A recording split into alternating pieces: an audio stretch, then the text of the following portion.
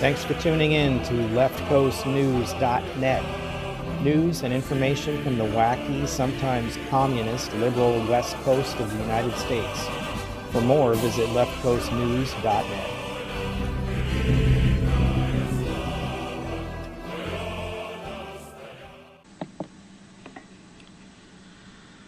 Well, welcome back to Left Coast News, where we break down the big stories shaping life on the West Coast without the spin.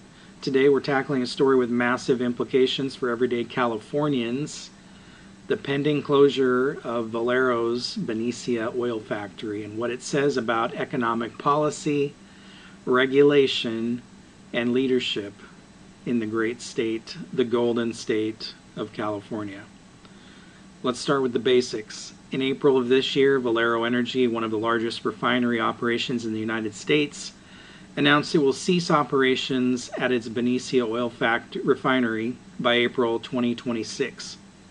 The company also recorded a $1.1 billion impairment charge tied to its California refinery operations, a clear sign that the environment here has become too costly to operate in. Now that the refinery isn't just a corner gas producer, it processes roughly 145,000 barrels of crude oil per day, making up about 9% of California's refining capacity and supplying fuel for cars, trucks, jets, and industry across the Bay Area and beyond. Why are they leaving? Well, according to the company, the costs of doing business in California have skyrocketed. Big surprise. Largely due to regulatory pressure and environmental mandates that make operations here more expensive than almost anywhere else in the country. Regulators have slapped Valero with hefty fines, including an environmental penalty tied to toxic emissions. And while some legislators paint this exit as a negotiation tactic or a temporary setback, company leadership has been pretty clear. If the regulatory environment doesn't change, operations won't continue. Now here's where it gets interesting. In a highly unusual move, the state of California is actively seeking a buyer for the privately owned refinery in an effort to keep it open. The California Energy Commission has been reaching out to industry players, even ones abroad, to see if someone will step in to keep the facility operational. Yes, the state government is playing matchmaker for a private energy company. At the same time, state lawmakers seriously considered a taxpayer-funded bailout, anywhere from $80 million to $200 million, to subsidize refinery maintenance and prevent closure. Think about that for a moment. A state that champions green energy policy and bans the sale of gasoline-only vehicles by 2035 is contemplating handing oil companies hundreds of millions of dollars of your tax money to keep them here. So what's at stake? Jobs and local revenue. Valero employed over 400 skilled workers, families supporting union jobs with decent wages and benefits. That's now at risk. Yeah, they'd rather have you working at Taco Time and Starbucks for minimum wage. The city of Benicia counts on this refinery for roughly $7.7 to $10 million a year in taxes, nearly 20% of the city's budget. That covers public safety, parks, permit programs, and more, all now on the chopping block. Nonprofits and social services, too. Here's something you won't hear from the climate zealots. Valero was a major donor to local charities.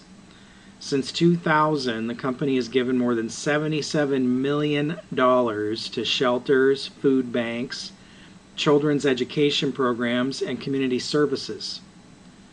Now local nonprofits wonder how they'll make up that shortfall, just when Californians who need help the most are already struggling because of state budget cuts and federal cuts. Sources say food banks facing significant strain. Some environmental advocates acknowledge this mix of support, noting they oppose pollution but appreciated corporate giving. With Benicia's closure, Californians could feel the pinch at the pump. Well, that's just what they need there, right? California already has some of the highest gas prices in the nation. That's partly because we produce less fuel while demanding more clean energy. A contradiction that's now coming home to roost. Some analysts warn that closures of Benicia and other refineries could push prices even higher if imports and logistical alternatives don't keep pace, with some forecasts projecting significant spikes in pump prices. The story is about more than one refinery. It's about policy choices that have driven energy producers out of California and what that means for families, workers, small businesses, and everyday life on the old left coast. Our life is very expensive on the left coast. For decades, California has invested heavily in green policy, from low carbon fuel standards to fossil fuel reduction targets. And while there's a place for cleaner technologies, there has been little real planning for how to maintain a stable energy supply during the transition. Now a private company, responding to economics, is voting with its feet.